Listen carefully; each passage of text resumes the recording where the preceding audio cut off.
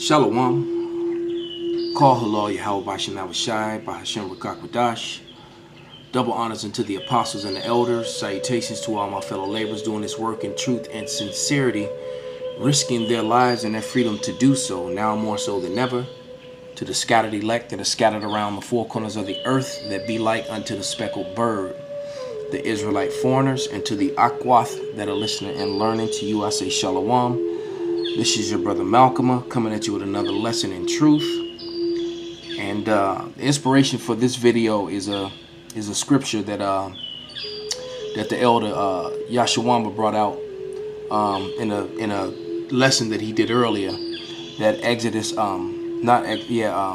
Numbers 24 and 20. So let's get that.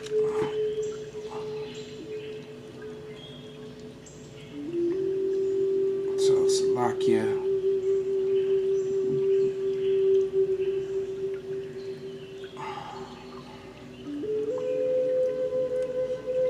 There we go.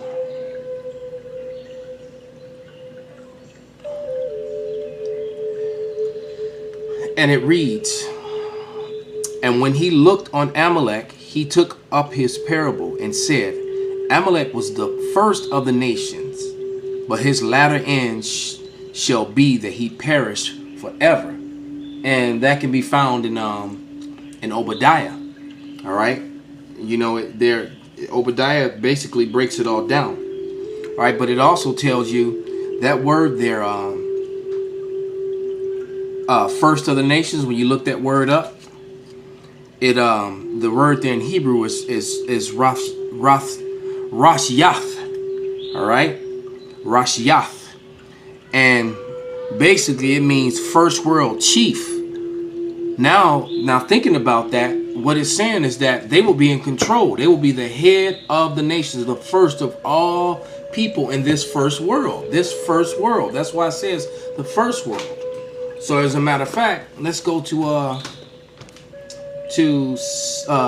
Second Ezra, Salakia.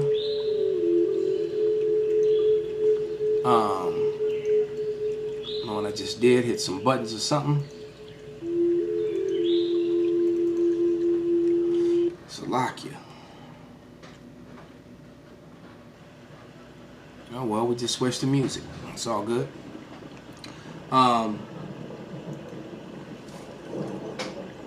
Let's go to Second Ezra, the 6th chapter.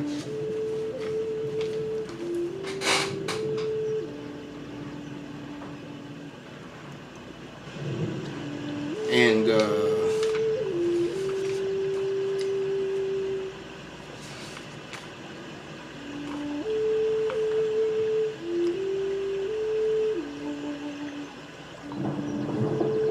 the 7th verse, and it reads, "Then answered I and said, What shall be the parting asunder of times? Or when shall be the end of the first?" See, that's that first world, the end of the world that is being ruled over by Amalek. All right, or you get that term Amalekite. All right, and then we all know, what the Germans used to call the imposters. Okay, that K word. So it says, "Then answered I and said, What shall be the parting asunder of the times, or when shall be the end of the first, and the beginning of it that follows? And he said unto me, From Abraham unto Isaac, when Jacob and Esau were born, of him Jacob's hand held first the heel of Esau." All right, for Esau is the end of the world, and Jacob is the beginning of it that followeth. So that made that scripture have even more power and understanding, because that Rashiath in Numbers 24 and 20 makes it clear that Amalek is the dominion rule, has the dominion, the rule over all the earth right now. And that's what, and hey, isn't that what Ice Cube said? Isn't that what Nick Cannon said? And yet they're in denial, but it's beyond true, because they rule over even the other Edomites. The rest of E has suffered under this rule, because why? Because they left them out of the blessing. Speaking of which, let's go to the blessing. All right, they're the first, they're the chief of the nations. So let's go to that blessing. So let's go to Genesis, Salakia 27, and let's start about verse 38. And it reads, and Esau said unto his father, hast thou but one blessing, my father? Bless me, even me also, O my father. And Esau lifted up his voice and wept. And Isaac his father answered and said unto him, behold, thy dwelling shall be the fatness of the earth and the dew of heaven above. All right, and by the sword shalt thou live, and shalt serve thy brother. And it shall come to pass, when thou shalt have the dominion, and thou shalt break his yoke from off thy neck. And that was when Alexander of Macedon got in control over the earth. The Edomites got complete dominion over the earth until the fall of Rome. All right, they fell during the Dark Ages. The Israelites, Negroes, rose up and ruled the earth for almost 1,000 years. The evidence of that is insurmountable. And the Moors were a part of that, because the Moors were Israelites, even though they were claiming Islam. All right, but that's in secular history easy. You know, the Moors had a 700-year rule. Okay, they fell in 1492, and that's when Christopher Columbus sailed. He sailed in 1492 at the fall. You know, after the fall of the Moors, who were Israelites. All right, verse 41. And Esau hated Jacob because of the blessing wherewith his father blessed him. And Esau said in his heart, the days of mourning of my father are at hand. Then I shall slay my brother Jacob. And as soon as Esau came back into power and during the Renaissance and got dominion over the earth and over Jacob, he changed. He changed and hid the history. He fabricated history. He used newspeak and changed the meaning of words. And he's lived in the fatness of the earth, and took his place as the first of the nations. And then Amalek took his place as the first among the wicked, because hey, it doesn't say in Job 9 and 24. Let's go to Job. All right, go to the book of Job, verse 9 and 24, and it reads, the earth is given into the hand of the wicked. He covered the faces of the judges thereof. If not, where and who is he? See, so when Esau came into power, they covered up the faces of the judges, and they've been saying that they're the judges, they're the chosen, they're the Israelites. Yep. But remember, the last part of Israeli is lie. That's the last two letters. It comes out. That word is pronounced what? Lie. Okay, because they are not. Okay. Let's go to Jeremiah 14 and 2 now. All right.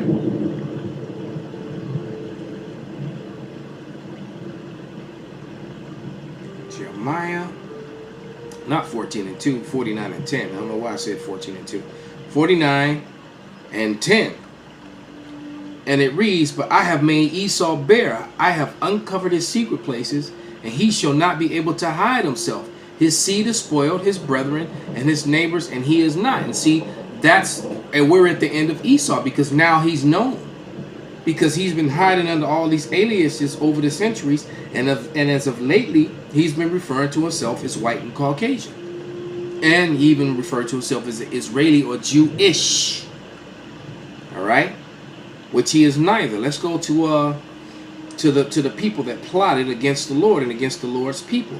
That King David spoke about them in the book of Psalms, Psalms 83, and let's see. Psalms 83 and 1. Keep not thy silence, O power, hold not thy peace, and be not still. For lo, thy enemies make a tumult, and they that hate thee have lifted up the head. They have taken crafty counsel against thy people, and consulted against thy hidden ones. Who are the hidden ones? The Israelites. All right? Does not the Apocrypha mean to be sent away hidden? You know, the scripture about the Israelites says they are not known in the streets. They are not known. All right, why? Because because they're being called by bywords. All right. Verse 4. They have said, come, let us cut them off from being a nation, that the name of Israel be no more in remembrance. For they have consulted together with one consent. They are confederate against these. The tabernacles of Edom All right.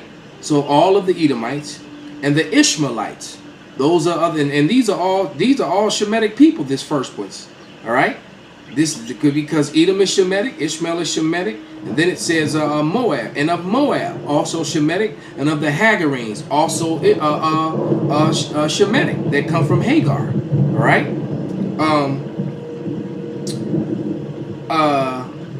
And Gabal and Ammon. All right, Ammon being also Shemitic. Ammon is another one of Lot's sons out of the same people that Abraham came out of as Moab. All right, and then Amalek. All right, who is the chief, the first of the nations. That's Esau again, because Amalek is the head of Esau, Edom. All right, the Philistines. All right, those are them Hamites. All right, and the inhabitants of Tyre, also Hamites, and Ashur, also other Shemitic people. All right, so it tells you, but the point being, in verse 7 it says in Amalek. All right, in verse 6 it says of Edom. And what was Edom again? The first of the nations. All right, the chief. And Edom had dominion over the first world, whose face was on the now losing its luster and power first world reserve currency. Edomites, who owns the printing presses and all the things that printed up all that money that had those faces on it. Amalek. All right, the Jewish people are Amalek. They're Amalekites. All right, point blank period. The Rothschilds are Amalek. As a matter of fact, the very name Rothschild means red shield. Right? It means red shield. And like I said in the previous video, they're going to go back to being bowers. Back to bowing down, taking a knee, and being servants. Let's see if I can find a quick precept for that. This is I think it's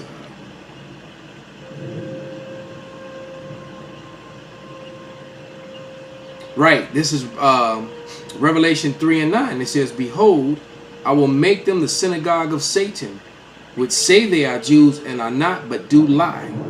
Behold, I will make them to come worship before thy feet, and know that I have loved thee. So they're going to be forced to admit who they are. They're going to bow down to the true people of the Lord, man. They're going to take a knee.